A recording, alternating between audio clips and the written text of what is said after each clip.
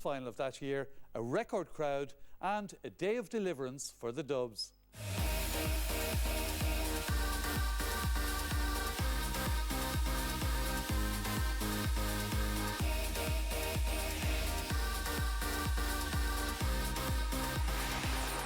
What is it about last-minute trees winning matches for Dublin against Mayo? Last year, Sinead Ahern did just that to win the All-Ireland semi-final against today's opponents. She got 2-7 in this year's semi-final against Kerry, with the other corner forward, Noel Healy, also among the goals.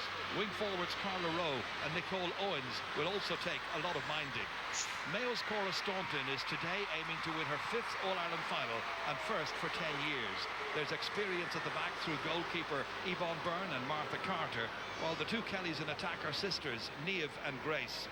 Centre fielder Aileen Gilroy scored a wonderful goal against Cork in the semi-final on a day when soccer international Sarah Rowe produced another huge performance. Dublin looking for just their 2nd ever All-Ireland success in ladies football, and first for 7 years. Mayo looking for their 5th.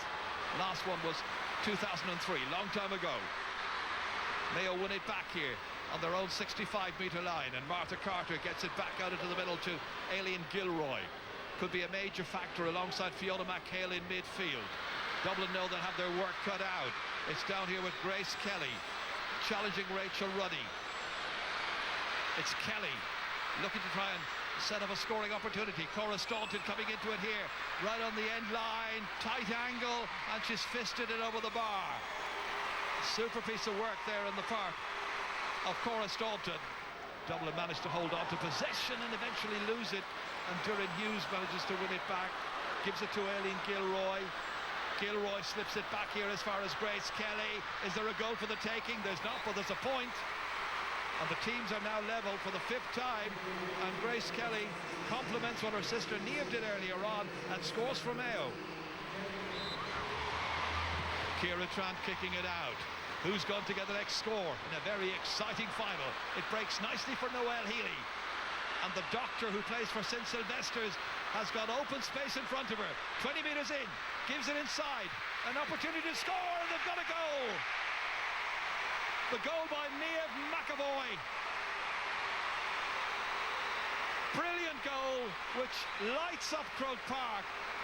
Well, our boyfriend, who's Dean Rock, got the winner last week, and Niamh has got the opening goal here.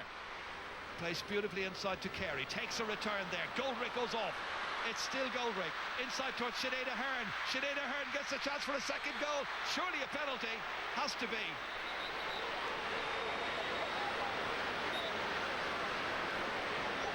The goalkeeper, Yvonne Byrne, gets a yellow card, so she knows what to expect. So the sub-goalkeeper comes in to replace Yvonne Byrne, who herself saved a penalty in the semi-final. 5 points so far in the game for Sinead Ahern. Up against the substitute goalkeeper who saves! What a good save! It may not have been the best penalty ever taken by Sinead Ahern, but it's a lifeline for Mayo, and just as in the semi-final, Mayo get away with the concession of a penalty. Niamh Collins, centre half back, into Orwin Carey. Once again the full forward, who's back out in midfield, slipping it into Sinead Ahern. Back it comes here to Noel Healy. Healy going forward and slipping it in, but off the post and back out again. Somehow the Dublin fans thought it was in. This comes out to Sarah Rowe. They need a score. They've got time. Aileen Gilroy. They've had too many wides so far, running into the Dublin cover. So Cora Staunton takes over and kicks the ball over the bar.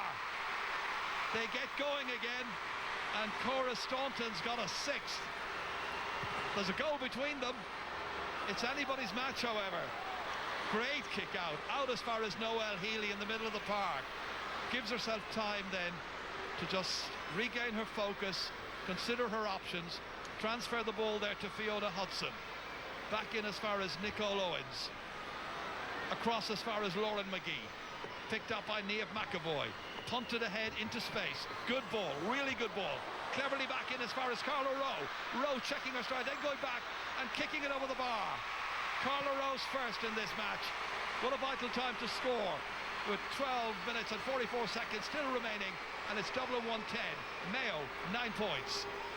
Short kick out, Mayo able to hold on to it, both teams adopting the same tactics in that respect. Out to Fiona Doherty. Marta Carter now, looking to win another All-Ireland. Way back along 2003, they won one last. Been a long time. Grace Kelly looking to win her first All-Ireland, hitting this one with assurance and putting it over the bar and tightening the squeeze on Dublin. So a 3-point game. And there's a yellow card issued to another one of the Mayo players. So they're down to 14 once again. Dublin attacking. Carlo Rowe. Inside here it comes to the substitute. Oh, what a goal! It's taken Sarah McCaffrey to come on and do the needful and get that vital second goal for Dublin. With 8 minutes to go. Goal for Dublin to make it 2-10 to 10 points.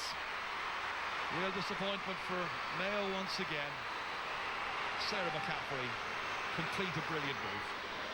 The 14 players from Mayo at this stage battling, but Dublin using up every advantage that they've got, opening up the wide open spaces as well.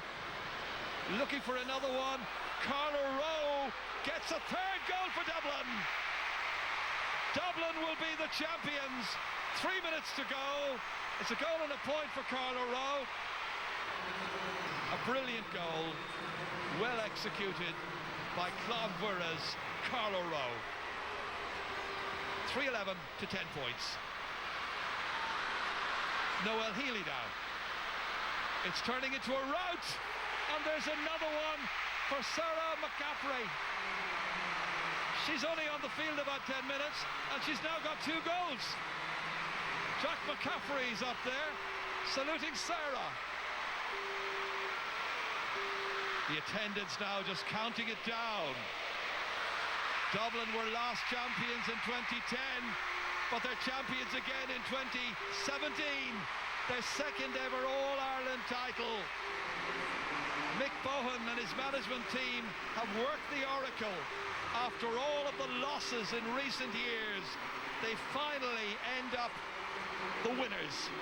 Really tough on them, but the final score here is Dublin 4 goals and 11 points, Mayo 11 points. Marie Hickey walked around, come and tell them on, hands over the Brendan Merton Cup. It's to Sinead Ahern, it's to Dublin.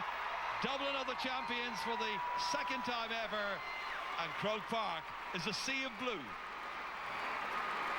Yeah, well, joining me in studio now are 2 members of that Dublin team who also spent last winter playing Aussie rules. We'll hear about that in a moment from Sinead Goldrick and Niamh McAvoy. You're very welcome. Niamh, 46,000 at that final. It was kind of like a landmark change in women's football, wasn't it? Yeah, it was absolutely incredible. I suppose it was the first time that the upper tier had been open for a ladies' football match, and it really resonated with me when I ran out, because the LGFA had done a really good job and all the tickets were sold for the Cusack side. So when I ran out, and obviously nobody gets tickets for the Hill, so it felt like the whole stand was full. So when I went out, I was just like, oh my God, this is incredible. You know, we're getting such great support.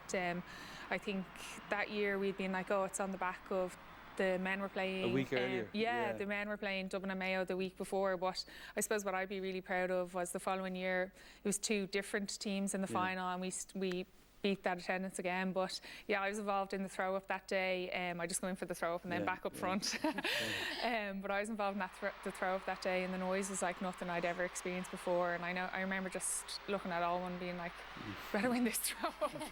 But it was incredible. Like after that, I just really felt it was such a special time to be involved in women's sport in general, but particularly in our sport, because at that time it was the highest attended ladies game ever in Europe. So obviously, very special memories.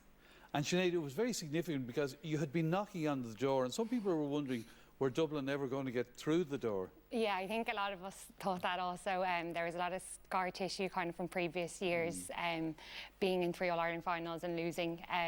But you know, going into that game, I think we were prepared as we were for the previous matches. You know, we set our standards high, and there was penos, there was yellow cards, there was like the atmosphere and the hard knocks. It was just a brilliant day for ladies football in general. And the fact you went on to do the 3 in a row, obviously you were driven obviously by defeat, but then you got the victory. You had a change of management as well. Mick Bowen and his team came in. Was it driven by the girls, or did the change of management help kick it on? Yeah, I think like Greg and his management team set a platform there. Like, we'd never been in 3 All-Ireland finals before that. And then I think with Mick and his management team, they came in, you know, it was brilliant, because I think from the experienced players that had that loss, were able to drive, you know, that kind of hurt. And then there was a new team, there was young blood coming in, and like, you know, I think especially when young players come in, they have that fearlessness. So I think it was a good combination between the hurt, the young players coming in, and then the new management. You know, they have different eyes, and each year you have to set your standards higher. And thankfully, we won it again for the first time against Mayo. Yeah, well, you've established yourselves obviously with 3 in a row, but that Cork team that preceded you. Yeah. How do you look back and reflect on them? Listen, like, they're the most successful team to ever play the game. Like, we're very aware of that. When we do interviews, sometimes people can say things to us about how like great we are, and we're like, no, we're very aware that that Cork team are the greatest ladies football team of all time. Like, they've achieved so much. Yeah. They won 10 out of 11 All-Ireland finals in a row. Like, that consistency is not like it's over in sport. That's a great achievement for any team in Irish sport. So we've huge respect for them. But obviously, like, going into that final, Mayo had beat them, and that was something that we hadn't done in previous years. So that Mayo team were an extremely formidable team going into that final, and we had like the utmost respect for them as well.